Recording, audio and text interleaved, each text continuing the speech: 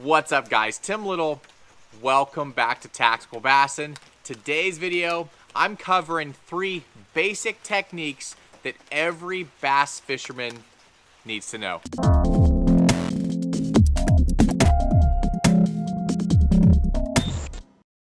As you can see and hear, we got a little spring weather coming through, some rain, some thunderstorms. So today we're on my buddy's dock and we're covering these techniques. Now, it doesn't matter if you are a seasoned veteran or you're just starting out. Today's video, I have some tips and some baits and some techniques that you should have in your arsenal the next time you go out bass fishing.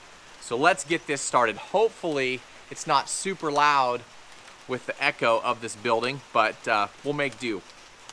So today's video, I rigged up a bunch of rods, had some of the rods already rigged up from my kids using, from me using in the boat.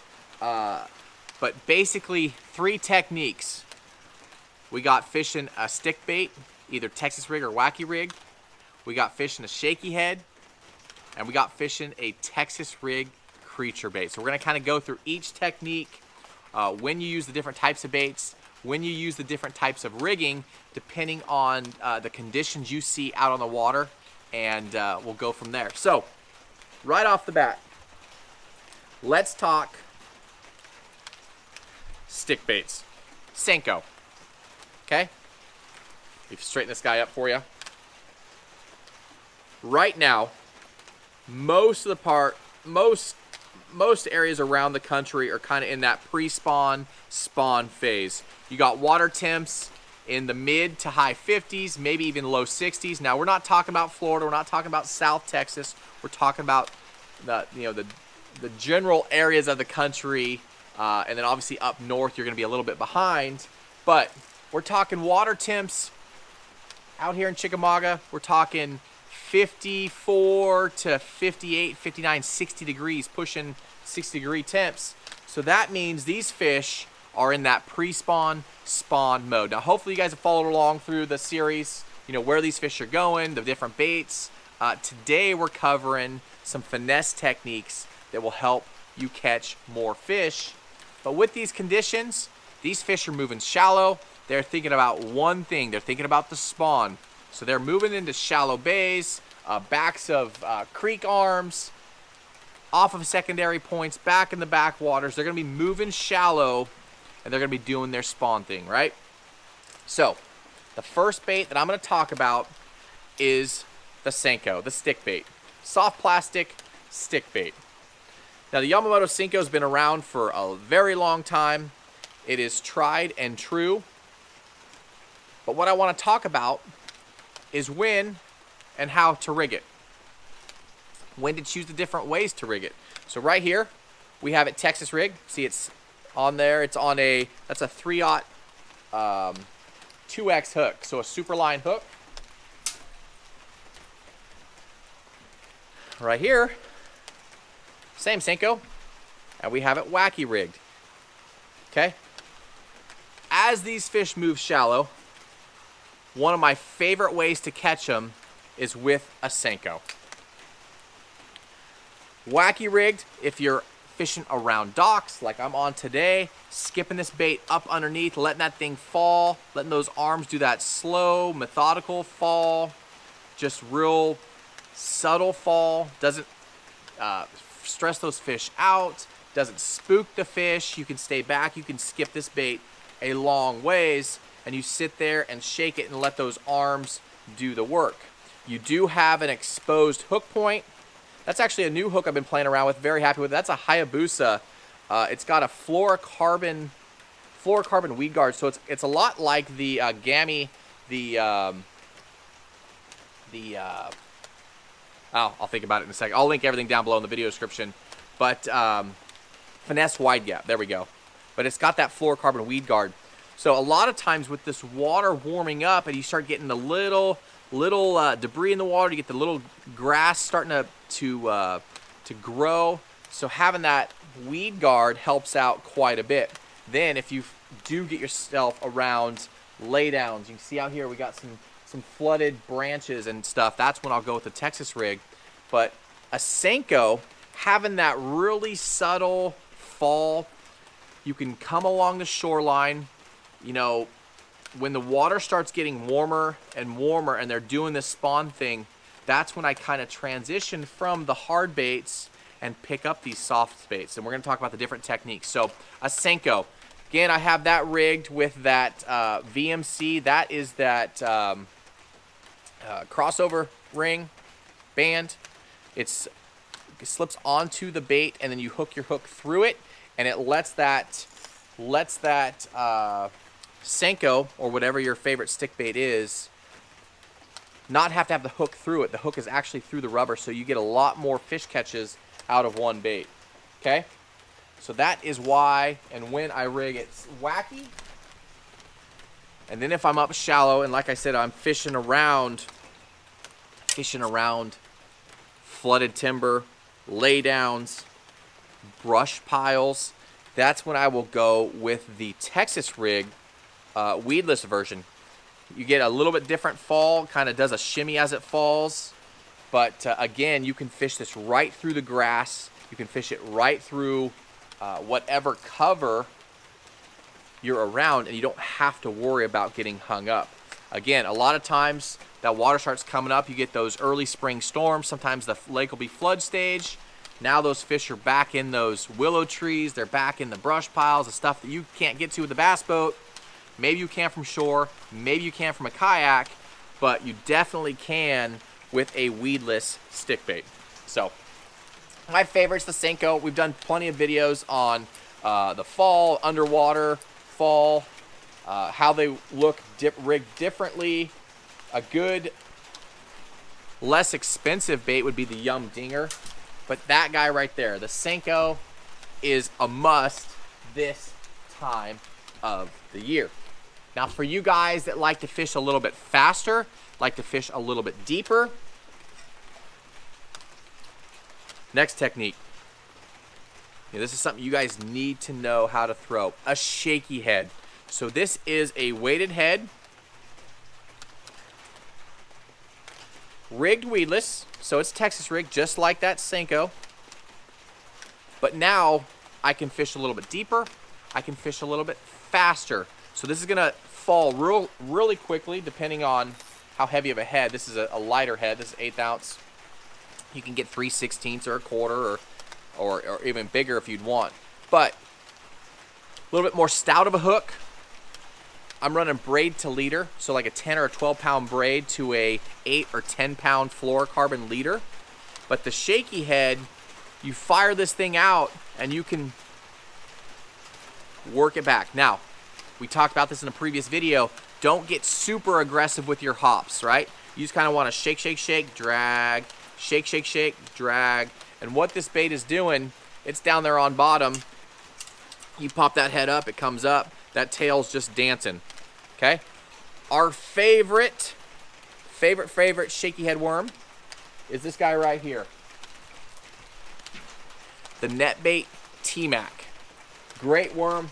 We learned about this worm in some of our underwater footage several years ago.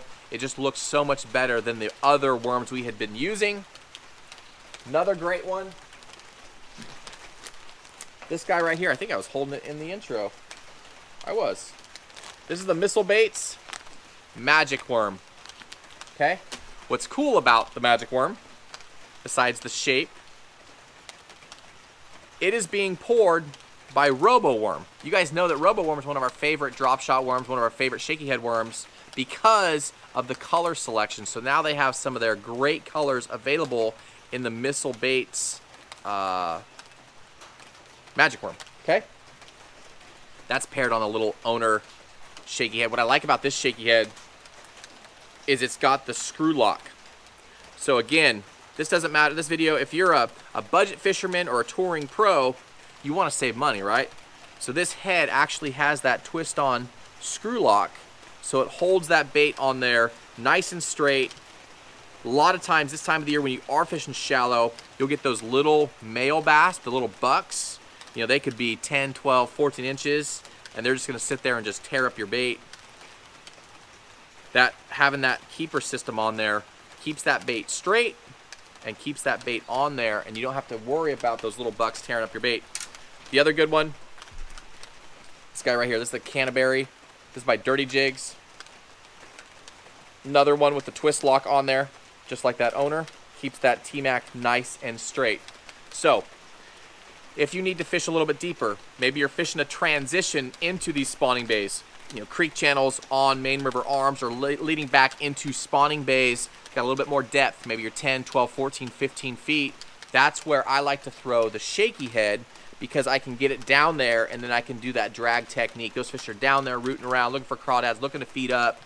But a shaky head, it doesn't matter if you're a pond fisherman, a bank fisherman, this is a must-have in your arsenal. All right, we got 2 knocked out. Now the last one. Let's go here. The Texas rig. Okay? Texas rigged creature bait. You see that? This is the Missile Baits Destroyer. Look at the appendages on here. I'll try and stand out of the way so you're not... There you go. You can see it. See the appendages? See all the things that are moving? This is a bait that you can fish really slow, drag it on bottom. Again, I'm throwing a Texas rig. I have a sliding tungsten sinker. I actually don't have this one pegged. Okay? If I'm flipping or pitching into cover, I want to peg it because I want that weight to be pegged at the head and bring that bait through it. But right now, I want this fishing slow on the bottom. When that bass comes and picks up that bait, that weight's going to slide down the line. They're not going to feel the resistance of that 3/8 or ½ ounce or ¼ ounce tungsten weight. It gives them a little bit more time to eat that bait. Again, lots of appendages, lots of movement. If you're getting short struck on the Destroyer, the Baby Destroyer is another awesome bait. But this category is the Texas rig creature category, creature bait category. You can throw lizards in here. Again, it's just that slow presentation on bottom, little bigger profile, a lot more movement. You know, if you're looking to pick up those pre-spawn females that are staging out a little bit deeper on those stumps, brush piles, giving them a little bit bigger presentation with some more movement is key. Okay? So that is the Destroyer. Couple other good ones for you. I laugh every time I see this one or hear about this one. This is the Reaction Innovations Man Bear Pig. That guy right there. Again, you'll see it has a lot of movement, a lot of tentacles, a lot of appendages. It is quite a bit smaller than the Destroyer. More like the Baby Destroyer size. Okay? And then last but not least, I threw this guy in here because it looks awesome underwater. It has a ton of movement in the claws, but it's a fairly slimmed down craw. This is the X Zone.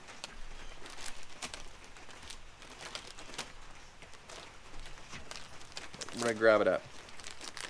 The X Zone Adrenaline Craw. Quickly becoming one of our favorite biffle head style, pivot, point style football heads. But that guy right there, a real small profile, good craw size, but you can cast this out there, drag it on bottom, pop it up, get those pinchers kicking. But you can see it's a lot smaller profile than the Destroyer.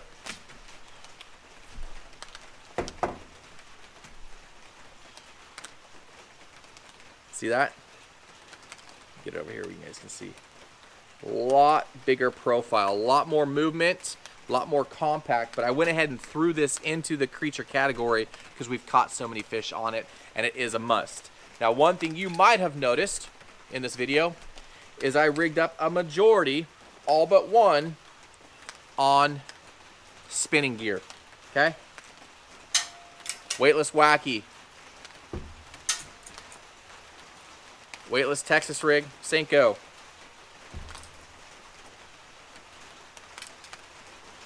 Shaky head. Again, it doesn't matter your budget, doesn't matter how advanced of an angler or inexperienced of an angler you are. All of these techniques can be fished on a spinning rod. They could all be fished on a bait caster. It's totally up to you. As far as the Senkos, I like throwing them on a spinning rod because I can skip up underneath docks. I can just skip a lot better with that lighter spinning rod. Don't have to worry about backlashing as much.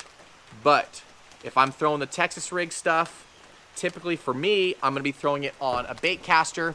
I can throw a little bit heavier line. Got a little bit more backbone in the rod when I set the hook on the Texas rig. But again, it's all preference. But guys, these 3 techniques or a version of these techniques, you have to have in your boat, on your person. If you're fishing the shoreline, fishing a pond, in a kayak, you're going to need some kind of one of these 3 techniques to switch over to when they stop eating the hard stuff. The square bills, the lipless cranks, the chatterbaits, the spinnerbaits, the glide baits, right? You're going to have those days, and these are the techniques that you need to know how to fish, because you're going to have those days when all they want to eat is the soft plastic stuff, okay? Again, sorry for the weather. Hopefully this aluminum or tin roof isn't super loud, but I wanted to go over those baits with you guys and show you my confidence baits. As far as colors, I like to go natural for the most part. Your green pumpkins, black flake, your electric shads, and then for the worms, I like some kind of morning dawn-ish color. Pink. Pink works really well for me this time of the year. Your purples and browns, but again, we'll link all of our favorite colors down below in the video description. But as far as colors, I keep it natural.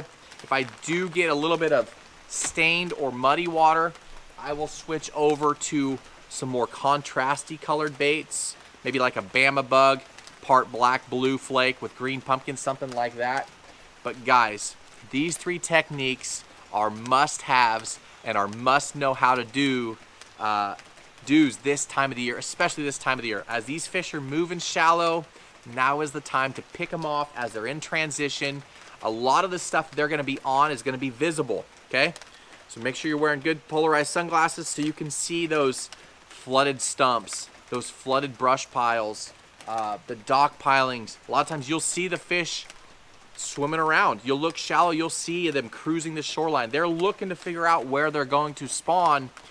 You see that, skip that weightless Senko out there in front of them, let it fall subtly, just sit there and wait, watch your line, leave a little bit of a bow in there and wait for that tick, wait for that line to jump, reel down and jack them. Guys, this time of year is so much fun fishing shallow with these techniques. You guys are going to load the boat, load the kayak, and you're going to catch a lot more fish from shore with these guys right here. Guys, if you have any questions, please leave them down below in the comment section.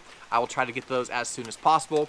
Just like every video, down in the video description, we will link our favorite baits, favorite colors, the hooks, the weights, line, all that stuff, so you guys can be set up and have the exact right gear that you need to throw these techniques. Guys, as always, thank you for watching. We appreciate the support. I'm stoked for you guys. Hopefully you're getting out. It's springtime. Even though it's raining, it's still warmer weather. It just feels fishy. It just feels bassy. It is go time. So get out on the water, head to your local pond, head to your local city lake, wherever it may be, and these techniques will help you guys catch more fish. Again, thanks for watching. We appreciate the support. If you like this video, give us a thumbs up, hit that subscribe button, and we will see you guys on the next video.